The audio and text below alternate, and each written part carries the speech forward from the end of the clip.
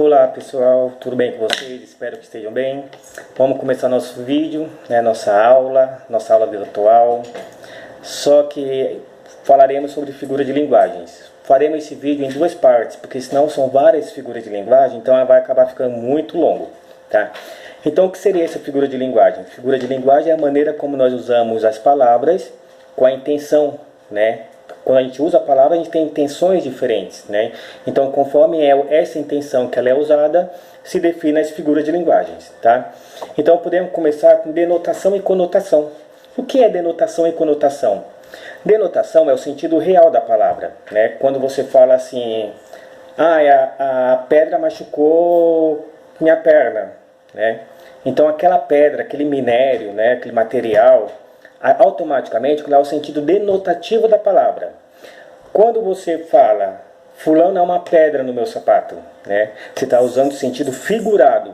E sentido figurado é o que nós denominamos como uma palavra conotativa,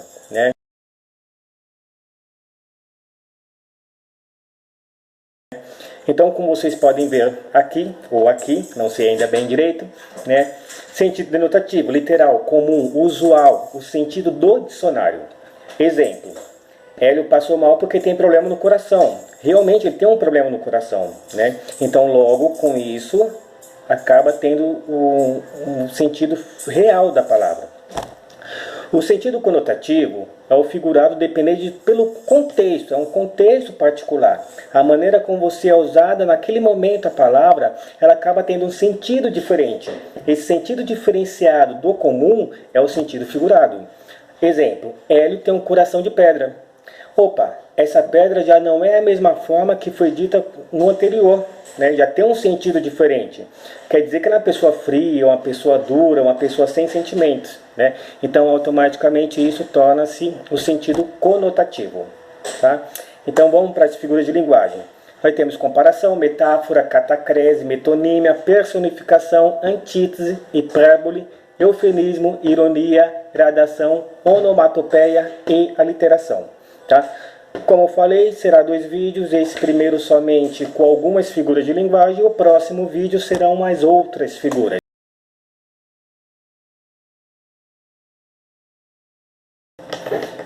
Comparação. A comparação consiste em estabelecer relação entre dois seres, Só que nessa relação ele vai usar alguns termos comparativos específicos.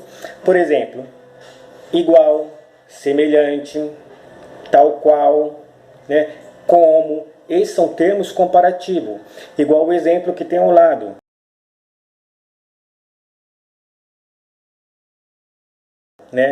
A laranja é igual à maçã, Opa, igual como? No tamanho, no formato dela, no toque, enfim. Essa comparação, esse termo comparativo como, igual, eu estou fazendo uma relação entre eles. Então, essa relação que há entre um e o outro são os termos comparativos. Então, tem a figura de linguagem comparação. A próxima é a metáfora, A metáfora, o que seria a metáfora? A metáfora ela é muito próxima com a comparação. A única diferença é que é essa relação entre elas, só que é uma relação que não há o termo comparativo, tá? Não vai ter aquele termo igual, semelhante, como, tal qual, aqueles termos comparativos não haverá, Como temos o exemplo ao lado,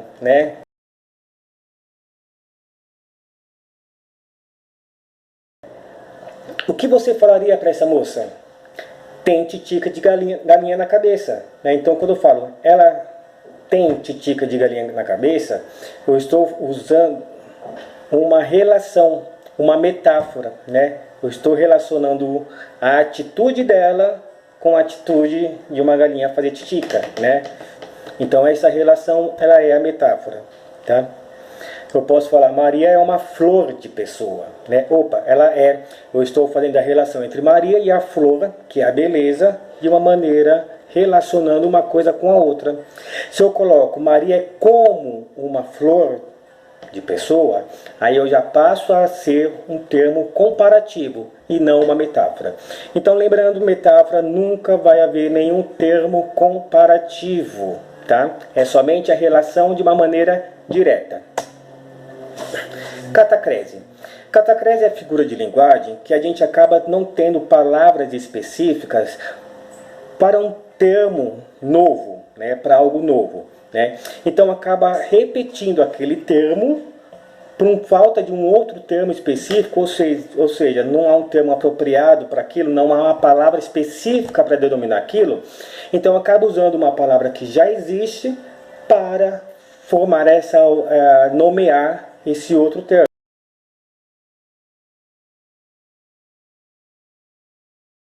Tá? No exemplo, a boca da garrafa, né? O pé da mesa, a asa da xícara, né? Quando eu falo pé, nós seres humanos temos os pés, né? Então já tem um termo para isso, né? Quando foi criado a mesa, aquele material que é usado para suportá-la, né, para dar estrutura para ela, não havia um nome específico, né? Então foi utilizado um nome para qual já existe: o pé da mesa, a perna da mesa, né, o braço do sofá. Então tudo isso acaba sendo catacrese, tá? Próxima figura, metonímia. A metonímia é o uso de uma palavra quando entre ambas existe uma aproximidade entre o sentido, tá? João pediu a mão da Maria em casamento. Ele não pediu a mão dela, não queria que cortasse a mão da Maria e desse a ele, né? Então ele queria casar com Maria.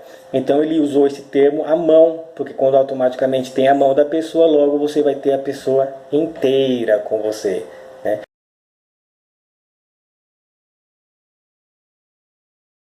Então essa relação é a metonímia.